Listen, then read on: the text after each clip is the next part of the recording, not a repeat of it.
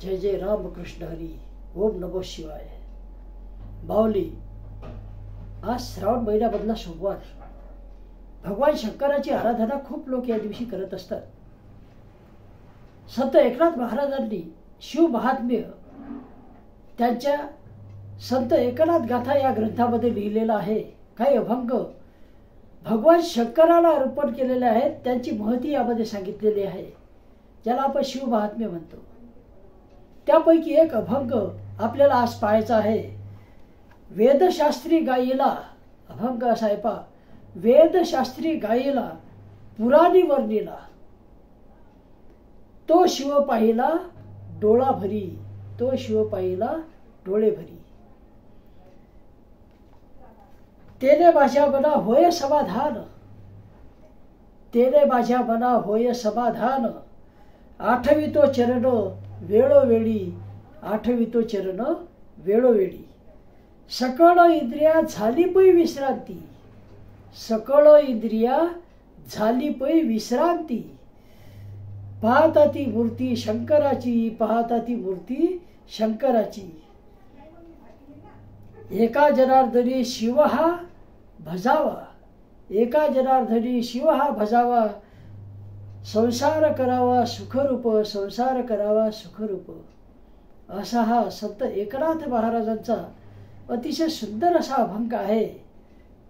या अभंगावर आपण आता चर्चा करूया. पहिल्या चरणामध्ये महाराज म्हणतात, वेदशास्त्री गायीला पुराणी वर्णीला,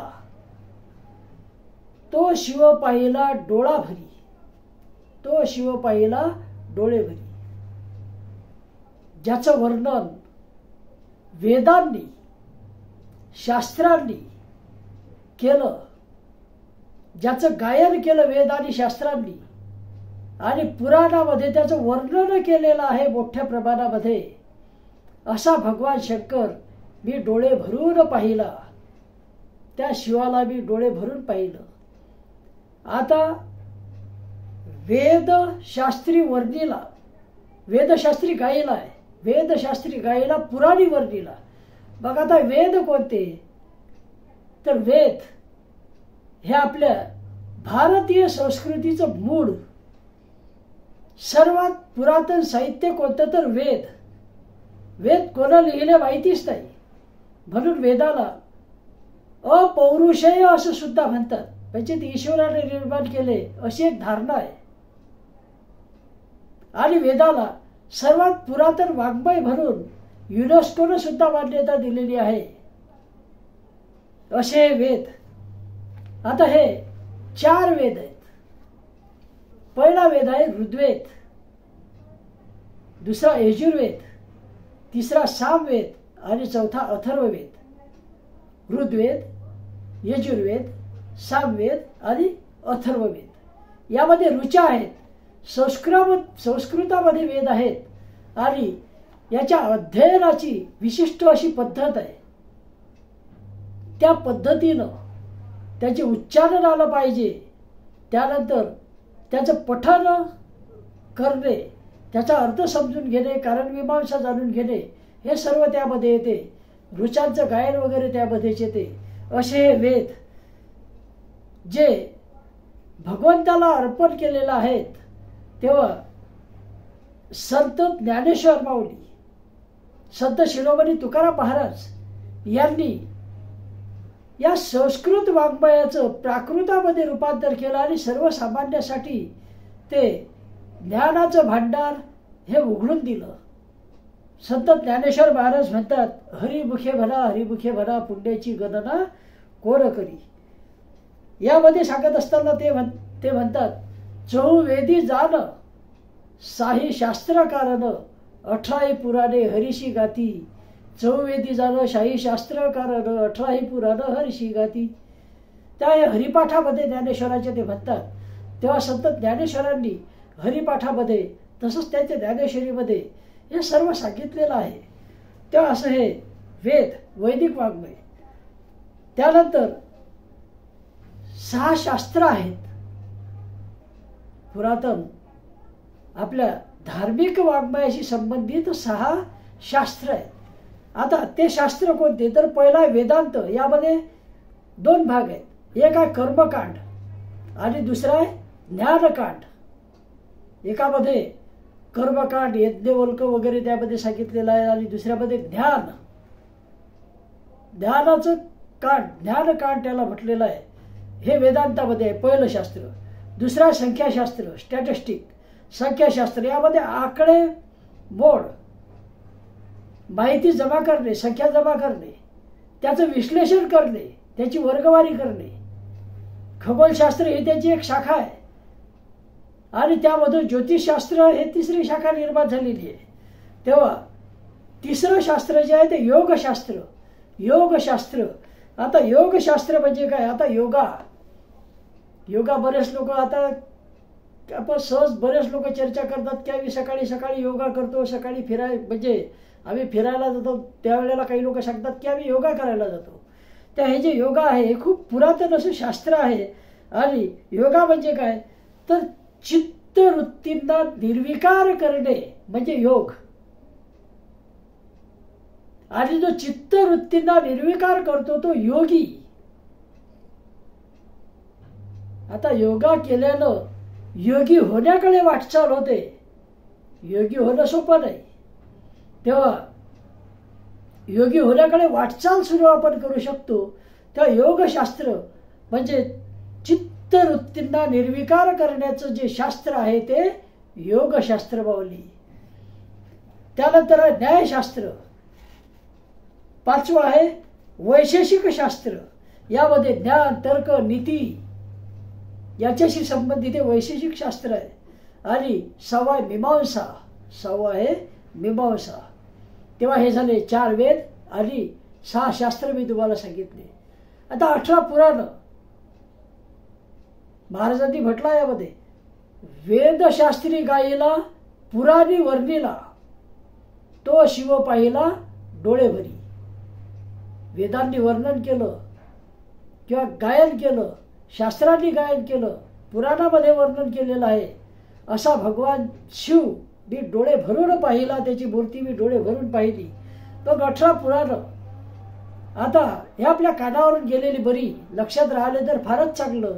हे 18 पुराण कोणते, तर मार्कंडेय पुराण, वामन पुराण, ब्रह्मपुराण, लिंग पुराण, ब्रह्मांड पुराण, मत्स्य पुराण, अग्नि पुराण, कूर्म पुराण, ब्रह्मवैवर्त पुराण, भागवत पुराण, गरुड पुराण, विष्णू पुराण, शिवपुराण, वराह पुराण, वायू पुराण, नारद पुराण, पद्म पुराण आणि स्कंद पुराण. असे हे 18 पुराण आहेत. 18. यापैकी 3-4 पुराणांची नावं आपल्याला चांगल्यापैकी माहीत आहेत. त्यामधलं पहिलं विष्णू पुराण, दुसरं शिवपुराण. शिवपुराण याचं पठण वाचन या महिन्यामध्ये खूप ठिकाणी केलं जाते, ज्यामध्ये 462 पर्यंत अध्याय. खूप मोठा असा हा ग्रंथ आहे आणि त्यामध्ये भगवान शंकराच्या लीला, त्यांनी भक्तांसाठी केलेलं कार्य, त्याचं चरित्र हे यामध्ये लिहिलेलं आहे. त्यानंतर अजून एक परिचित असं पुराण जे बऱ्याच लोकांनी ऐकलेलं सुद्धा आहे, त्या गरुड पुराण. गरुड पुराण. आता काल परत्वे काही संकेत बदलतात, परंतु पुराणांमध्ये लिहिलेलं जे आहे ते त्या काळामध्ये बरोबर आहे. आणि आजच्या काळामध्ये काही संकेत बदलले असतील तर ते आपण जे योग्य आहे ते त्यामधलं घेण्यासारखं जे आहे ते घेतलंच पाहिजे. त्या गरुड पुराण हे एखादा मृत्यू जर घरी झाला असेल तर अशा ठिकाणी पुराणिक बुवाला बोलावतात आणि गरुड पुराणाचं वाचन करतात.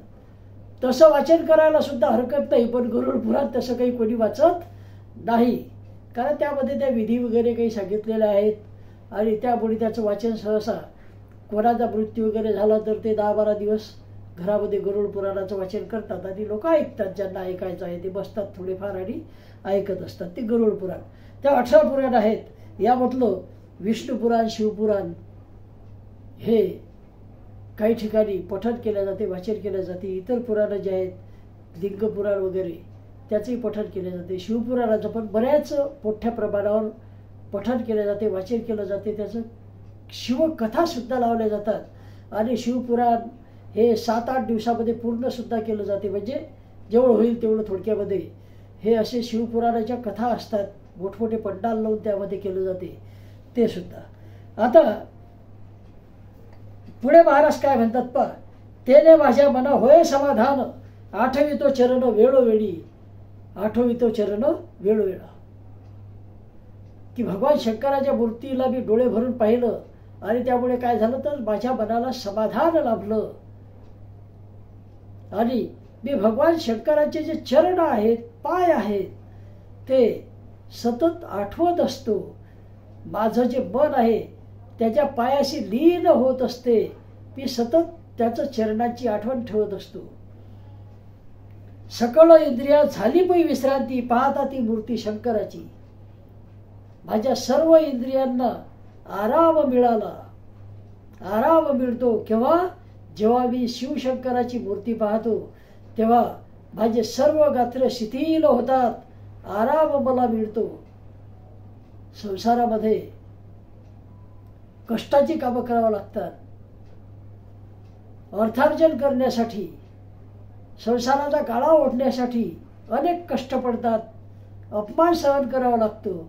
आणि सर्व भगवान शंकराजवळ गेल्यानंतर आता सर्वांनाच अपमान सहन करावा लागतो असं नाही, परंतु अर्थार्जन करत असताना ज्याच्या हाताखाली काम करतो ते लोक कधी कधी बोलत असतात. काही ठिकाणी आपल्या ज्याला काम होत नाही, काही चुका होतात, त्यामुळे सुद्धा अपमान होऊ शकतो. तेव्हा बऱ्याच गोष्टी त्यामध्ये असतात. अर्थार्जन करत असताना शारीरिक कष्टसुद्धा खूप करावं लागतात. आणि हे सर्व केल्यानंतर जेव्हा आपण भगवान शंकराला शरण जातो, त्याच्या मूर्तीसमोर हात जोडून उभे राहतो, तेव्हा आपल्या इंद्रियांना आराम मिळतो. संत एकनाथ महाराज तेच म्हणतात की तेने माझ्या मना होय समाधान, आठवितो चरण वेळोवेळा. आणि ही मूर्ती पाहिल्यानंतर माझ्या मनाला समाधान मिळते आणि भगवान शिवाचे चरण मी वेळोवेळा आठवत राहतो. फक्त पूजा करण्यापुरतंच देवदेव नाही, तर आपण इतर कामं करत असताना सुद्धा भगवान शंकराची आठवण ठेवली पाहिजे मनामध्ये. त्याचं चिंतन जर आपण करत राहिलो तर नक्कीच आपलं कामही चांगलं होते आणि मनाला सुद्धा समाधान मिळते. एका जनार्दनी शिव हा भजावा, एका जनार्दनी शिव हा भजावा, संसार करावा सुखरूप. पुढे एकनाथ महाराज म्हणतात की हा जो शंकर जी आहे, भगवान महादेव आहे, याचं भजन करावं, याची भक्ती करावी मनोभावे आणि संसार करावा सुखरूप. संसार करावा सुखरूप. कसा करावा संसार? सुखानं संसार करावा, सुखरूप संसार करावा. संसार दुःख भोगत करायचा नाही, सुखरूप संसार करायचा. आणि सुखरूप जर संसार करायचा असेल तर सर्वात महत्वाचं एक सूत्र त्यामध्ये आहे, लोक काय म्हणतात याची पर्वा करायची नाही. कारण लोकांचं कसं असतं सांगतो, ज्याच्याकडे नाही त्याला लोक हसतात आणि ज्याच्याकडे आहे त्याला जळतात. सर्वच जळतात असं मी म्हणत नाही आणि सर्वच हसतात असंही म्हणणार नाही, परंतु संख्या जास्त असते यांची. ज्याच्याकडे नाही त्याला हसायचं आणि ज्याच्याकडे आहे काकणभर जरी जास्त असलं तरी त्याला जळायचं. त्याही लोकांची रीत आहे. त्यामुळे लोकांची पर्वा करायची नाही. लोक काय म्हणतात त्याचा विचार करायचा नाही. आपल्या सत्सद विवेक बुद्धीला जे पटते ते आपण करायचं. संसार करावा सुखरूपी. आणि सुखरूपी संसार जर करायचा असेल तर व्यसन टाळणं आवश्यक आहे. व्यसन जे आहे या व्यसनाच्या आहारी जायचं नाही. त्याचबरोबर जोडवण्या धन उत्तम व्यवहार आहे. आपण जे धन जोडतो ते उत्तम व्यवहारानं जोडायचं. जुगारामधलं धन कामाचं नाही, कोणाचं लुबाडलेलं धन कामाचं नाही. आपल्या स्वकष्टानं स्वतः व्यवसाय करून स्वतःच्या हिमतीवर कमावलेलं जे आहे ते आपल्या कामाचं. ते उत्तम व्यवहारानं मिळवलेलं धन ते सर्वांना संतांना मान्य आहे आणि त्यानेच आपला संसार सुखाचा होतो, त्याने समाधान मिळते, आत्मिक समाधान असते. आजकाल तरुण पिढी इझी मनीच्या नादामध्ये फार लागतात. या मोबाईलवर जाहिराती सुरू असतात, 3 पत्ती, रमी काय आहे, आणि त्यामध्ये काही लोक फसतात. त्यामध्ये 100 रुपये जर आपण टाकले, कधी कधी तर पैसे देतात ते तुम्हाला आणि व्यसन लावून टाकतात. 100 रुपयाचे 1000 रुपये एक वेळा झाले की मग आपल्याजवळ 50,000 जरी असतील, 1 लाख जरी असतील तरी ते निघून कधी जातात माहीतही पडत नाही आणि कंगाल होतो. मग नैराश्य येते. काही लोक खोटे स्वप्न दाखवतात. 10 दिवसामध्ये आम्ही शेअर मार्केट तुम्हाला शिकवतो. त्यामधला फ्युचर अँड ऑप्शन नावाचा प्रकार जो अतिशय रिस्की आहे आणि त्यामध्ये जर पैसे कमावता आले असते फ्युचर अँड ऑप्शनमध्ये, तर हे जे कारखानदार आहेत, या कारखानदारांनी कारखाने नसते टाकले, तेच केलं असतं. पैसेवाल्यांनी तेच केलं असतं. काही अभ्यासू लोक त्यामधले आहेत, ते सुद्धा निश्चित यामध्ये कसा फायदा होईल हे सांगू शकत नाहीत. त्यामध्ये 100 मधले 0.5% फक्त नेहमीसाठी फायद्यात असतात, बाकीचे तोट्यामध्ये असतात बरेच वेळा. ते म्हणतात 10% फायद्यामध्ये असतात, असतील 10%, परंतु जर 100तला 10 फक्त जिंकत असतील, त्यामध्ये पैसा कमवत असतील, तर मग ते कोणाजोडून कमवतात, त्या 90 जोडून. आणि त्यामध्ये होते काय, ते चक्र आहे एक फ्युचर ऑप्शनचं, जुगारचा एक प्रकारचा असं म्हटलं तरी चालेल. त्यामध्ये एखाद्याने समजा काही रुपये लावले, त्याचे 10 पट 100 पटही एखाद्या वेळेला येऊन जातील सुरुवातीला, आणि नंतर मग हा ते काय तो त्यामध्ये गुंततो आणि मग सुरू करतो एफआरओ किंवा हे रमी सर्कलमध्ये गेला तर ते सुरू करतो. आणि त्यामध्ये गेल्यानंतर मग याचे हळूहळू ते जे जिंकला होता ते तर जातातच, पण त्याच्या वर 1,00,000-2 लाख रुपये असे सहजपणे गमावून टाकतो. मग उसनवार करतो, तेही गमावतो आणि त्याला वाटते की आता सोडून द्यायचं, मग सोडायला जातो, त्याला अजून काहीतरी 10-15 हजार भेटून जातात. बघून त्याला वाटतं नाही आता जमते, गेले ते काढून. मग तो सर्व आहेत नाही ते लावणं त्यामध्ये सुरू करतो आणि एक वेळ अशी येते की पूर्ण पगार तो त्यामध्ये गमावतो. एवढे दिवस 2-3 लाख गमावले ते गमावले, पुढे पूर्ण पगार त्यामध्ये गमावतो आणि पगार त्यामध्ये गमावल्यानंतर आणि लोकांची उसनवारी केलेली असते. मग बायका मुलं आपले उपाशी राहतील याची सुद्धा तो मूर्ख माणूस म्हणजे पर्वा करत नाही, कारण तो आहारी जातो. असा सहज पैसा कमावण्याचे, सोप्या मार्गाने पैसा कमावण्याचे आणि त्यामध्ये फसतो.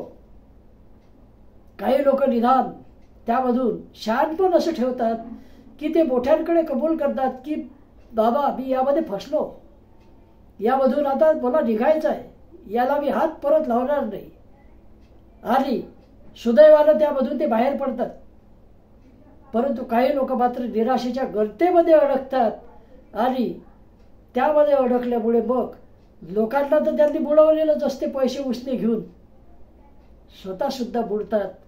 त्यांच्या बायका मुलांचे हाल होतात, ते उघड्यावर पडतात आणि हा अजूनही व्यसनी बनत जातो. पैसा राहत नाही परंतु व्यसन सुचू देत नाहीत. तेव्हा असं एक वाईट चक्र व्यसनांचं आहे. तेव्हा भावांनो, व्यसनांच्या आहारी जाऊ नका, हे हात जोडून विनंती करतो आहे, मी सुद्धा करतो आणि सर्व संतांनी तर सांगितलेलंच आहे. इथे संत एकनाथ महाराज म्हणतात, एका जनार्दनी शिव हा भजावा. काय करा, भगवान शंकराचं भजन करा, भगवान शंकराची भक्ती करा आणि सुखाने संसार करा.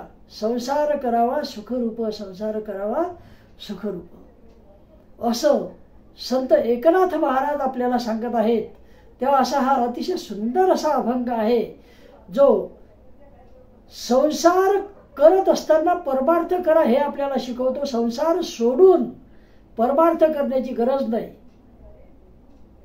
एखादा तास देवपूजेसाठी द्या, तो नसेल तर 15 मिनिटं द्या आणि नंतर मग जेव्हा केव्हा वेळ मिळेल तेव्हा वायफळ चर्चा न करता हरिनाम घ्या, शंकराचं नाव घ्या, ओम नमो शिवाय म्हणत राहा मनातल्या मनात. आता वायफळ चर्चा यासाठी म्हटलं मी, कारण बऱ्याच वेळा टिंकल टवाळीला जास्त महत्त्व असते. आपल्या समोर असतो तेव्हा त्याची स्तुती करतात, तर तो उठून गेला, पाठमोरा झाला की त्याची निंदा नालस्ती सुरू होते. विनाकारांची चर्चा आहे, मागे विनाकारांची चर्चा करायची आहे, चुकीचं आहे माऊली. त्या व्यसनाच्या दूर राहा. टिंकल टवाळीपेक्षा प्रभूचं नाम घ्या, हरिनाव घ्या, हरीचं नाव घ्या, शंकरजीची आराधना करा. तेव्हा रामकृष्ण हरी माऊली, रामकृष्ण हरी, जय जय रामकृष्ण हरी, ओम नमो शिवाय. आता एकदा फक्त हा अभंग आपण पाहूया. वेदशास्त्री गायला पुराणी वर्णिला, तो शिव पाहिला डोळे भरी, तेने माझ्यात बरा होय समाधान, आठवितो चरण वेळोवेळी. सकळ इंद्रिया झाली पुई विश्रांती, पाहता ती मूर्ती शंकराची, पाहता ती मूर्ती शंकराची. एका जनार्दनी शिव हा भजावा, संसार करावा सुखरूप, संसार करावा सुखरूप. तेव्हा ओम नमो शिवाय, ओम नमो शिवाय, ओम नमो शिवाय.